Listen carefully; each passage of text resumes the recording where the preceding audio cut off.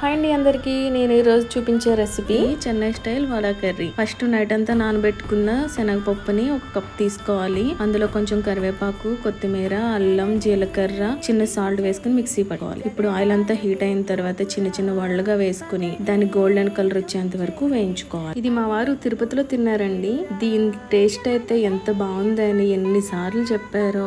ఇప్పుడు 4-5 లవంగాలు, ఒక స్టార్ ఫ్లవర్, యాలకులు, చిన్న జాజికాయ ముక్క, దాల్చిన చెక్క చితక్కొట్టుకుని పక్కన పెట్టుకోండి. ఇప్పుడు ఆయిల్ హీట్ అయిన తర్వాత 4-5 ఎండుమిరపకాయలు, పచ్చిమిర్చి, చిన్నది బిర్యానీ ఆకు, ఆనియన్స్, చితక్కొట్టుకున్న పొడి వేసుకుని బాగా మగ్గించుకోండి. మా వారు అలా దాన్ని పొగుడుతుంటే నేను కూడా ఇంట్లో ట్రై చేసి ఎలాగైనా మా వారిని మెప్పించాలని చెప్పి ఇంట్లో చేశానండి. ఇప్పుడు టమాటోస్ని కూడా వేసి చిన్నది పసుపు, కారం అన్ని వేసి మగ్గిన తర్వాత వాటర్ వేసి బాగా ఉడికించుకోవాలి. ఈ కూర ఎంతమందికి వచ్చో నాకు లైక్ చేయండి. అవును, మీ వారు ఏదైనా బయట తిని ఇది చాలా బాగుంది అంటే అది నేర్చుకుని